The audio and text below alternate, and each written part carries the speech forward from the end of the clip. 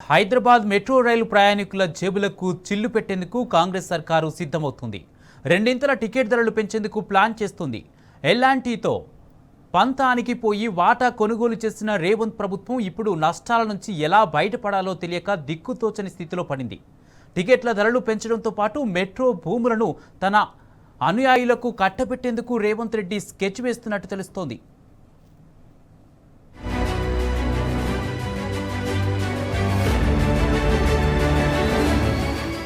Hyderabad metro భారాన్ని మోయలేక నగరవాసులపై ధరల బాంబులు వేసేందుకు కాంగ్రెస్ సిద్ధమవుతున్నది. మెట్రో నిర్వహణ నుంచి ఎల్ఎన్టీని తప్పించి కొనుగోలు చేసిన మెట్రో వాటా అప్పుల కొరవితో తలకోక్కునే పరిస్థితి వచ్చింది.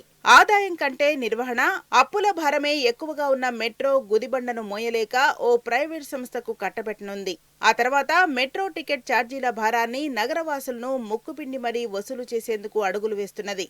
హైదరాబాద్ మహానగరంలో 67 కిలోమీటర్ల మేర అందుబాటులో ఉన్న మెట్రో రైలు నిత్యం 5.5 లక్షల మందిని గమ్యస్థానాలకు చేరవేస్తోంది.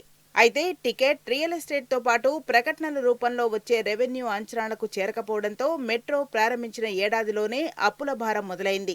అప్పటి నుంచి ఇప్పటి వరకు దాదాపు 6.5 వేల కోట్ల అప్పుల భారాన్ని మోస్తున్న ఎల్ఎన్టీ సంస్థ నుంచి 2,000 కోట్ల రూపాయల వాటాతో పాటు 13.5 వేల కోట్ల రూపాయల అప్పులతో రేవంత్ ప్రభుత్వం స్వాధీనం చేసుకుంది. ఈ వ్యవహారం తర్వాత మరో 50 ఏళ్ల పాటు నిర్వహించుకునే పరిమితి ఉన్న ఎల్ఎన్టీ మోయాల్సిన బరువును కాంగ్రెస్ అనవసరంగా నెత్తినేసుకున్నది.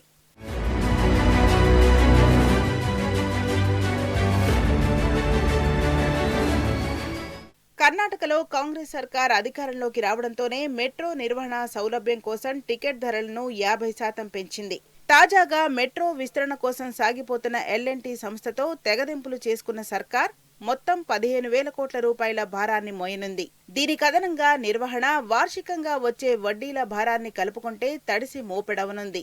ఏటా ఇప్పుడొచ్చే నష్టాలు 600 కోట్ల రూపాయలు కలుపుకొని ప్రతి సంవత్సరం 1,300 నుంచి 1,400 కోట్ల రూపాయల భారం పడనుంది. 2024-25 మెట్రో ఆర్థిక నివేదిక ప్రకారం మెట్రోకు వచ్చే రెవెన్యూలో నిర్వహణ ఖర్చులు ఎక్కువగా ఉన్నాయి.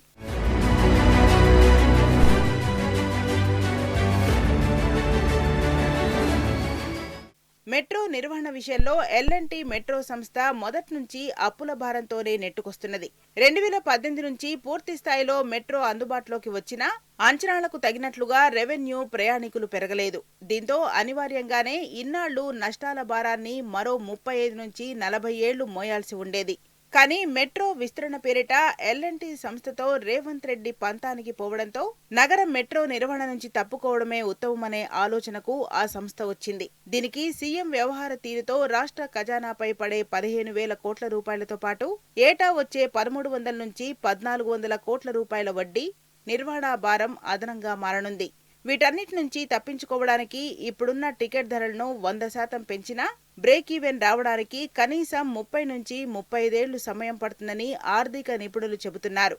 అంటే అప్పటి వరకు మెట్రో నిర్వహణ భారాన్ని మోస్తూ రెండింతలు పెరిగే టికెట్ ధరలతో నగరవాసులు నెట్టుకు రావాల్సిందే. అదే గనక జరిగితే ఇప్పుడున్న గరిష్ట టికెట్ ధర ఏకంగా 100 రూపాయలు దాటే అవకాశముంది.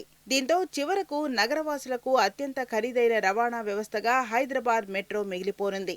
ఇక ఈ భారాన్ని మోయటం ఎందుకని సర్కార్ ఓ ప్రైవేట్ సంస్థకు కట్టబెట్టే ప్రయత్నంలో ఉన్నది.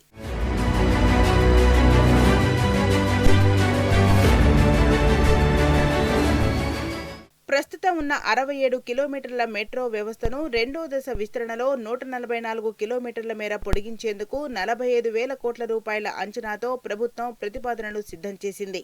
అయితే ఇందులో సగం కంటే ఎక్కువ 25 నుంచి 30,000 కోట్లు వడ్డీల రూపంలో ఇతర ఆర్థిక సంస్థల నుంచి అప్పులు తీసుకోవాల్సిందే. ప్రభుత్వం వద్ద చిల్లి గవ్వ లేకుండానే ఈ ప్రాజెక్టుకు శ్రీకారం చుట్టింది.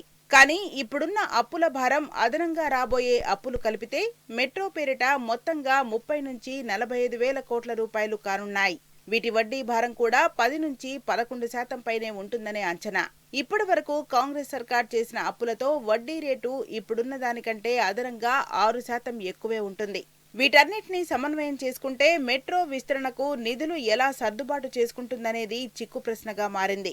ఇందులో ఏమాత్రం తేడా జరిగినా నగరంలో మెట్రో విస్తరణ నిలిచిపోవడంతో పాటు ప్రభుత్వం తీసుకున్న అనాలోచిత నిర్ణయ ప్రభావంతో నగరవాసులపై అధిక టికెట్ ధరల భారం పడనుంది. పెరగనున్న మెట్రో ఆర్థిక భారాన్ని దించుకునే క్రమంలో టికెట్ ధరలు పెంచడంతో పాటు మెట్రో భూములను బలిపీఠమెక్కించే యోచనలో సర్కారున్నట్లుగా తెలుస్తోంది. ఈ నేపథ్యంలో అడ్డికి పావుసేరు చొప్పున మెట్రో భూములను విక్రయించడమే మేలని భావిస్తున్నట్టు సమాచారం. లేదా దీర్ఘకాలిక లీజు ప్రాతిపదికన రేవంత్ సన్నిహితులకు కట్టబెట్టే ప్రతిపాదనలు చేస్తున్నట్టు నిపుణులు అనుమానం వ్యక్తం చేస్తున్నారు.